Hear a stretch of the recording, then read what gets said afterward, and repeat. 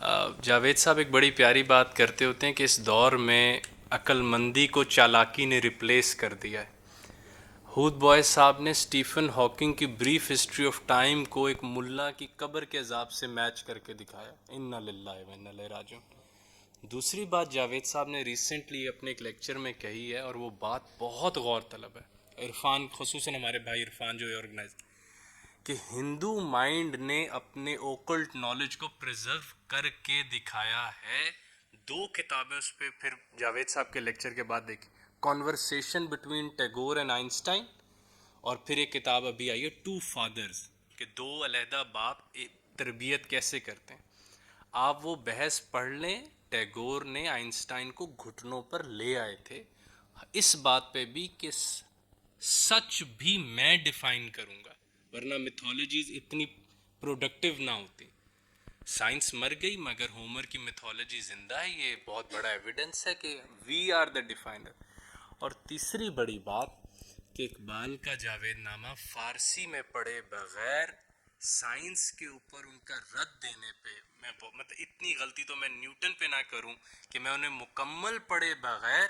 جس نیت سے آپ ہاکنگ کو پڑھتے ہیں، پڑھے بغیر آپ ایک دم اٹھے اور ان پہ تنقید شروع کر دیں۔ بہت اچھا کام۔ اصل میں بھائی مشکل یہ ہو گئی ہے کہ پوسٹ ماڈرنزم صرف تحریر تک محدود نہیں رہ گیا، اب جس کو کہتے ہیں پوسٹ ماڈرن کنڈیشن وہ بنا دی گئی ہے، تو ہم بھی اب خطرے میں تو ہیں کہ فیمنزم ہمارے یہاں بھی پھیل رہا ہے، ریلیٹیوزم ہمارے یہاں بھی پھیل رہا ہے، ایک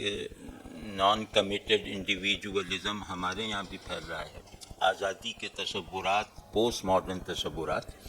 اب ہمارے گاؤں دیہات میں بھی پھیل رہے ہیں۔ تو ایک پوسٹ ماڈرنزم ہے جو کتابوں میں ہے، ایک پوسٹ ماڈرنزم ہے جو ہوا میں ہے، وائرس کی شکل رکھتا ہے، تو وہ بہرحال افیکٹ کر رہا ہے،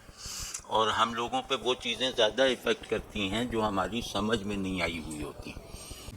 ہم چھوٹے بچوں کو چیزوں کی محبت دے رہے ہیں، تو ہم چھوٹے بچوں کو لاتعلقی کا عادی بنا رہے ہیں، تو وہ خیر الگ ہے، لیکن یہ کہ وہ جو آپ نے فرمایا، جو اقبال سے بے خبر ہونے پر فخر کرتا ہے، ہمارے یہاں جو انگریزی میڈیم اسکول والے ہیں وہ اقبال اور رومی سے بے خبری پہ فخر کرتے ہیں، شرمندہ تھوڑی ہیں، وہ شیکسپیئر کی الف بے بھی نہیں جانتے، تو وہ مطلب ایک عجیب مسخروں کی نسل تیار ہو رہی ہے جو صرف ڈانس کرنا سیکھے گی اور کچھ بھی نہیں آتا انہیں، مطلب جس بھی پیراڈائم میں وہ پڑھ رہے ہیں اس میں ان کی کنٹریبیوشن کیا ہے، مطلب ایل جی ایس میں لٹریچر پڑھانے والا ٹیچر شیکسپیئر کو ریسائٹ کر کے دکھاتے، سمجھنا تو دور کی بات ہے، وہ ان پہ رائے کیا رکھتا ہے، اور وہ کریٹیکل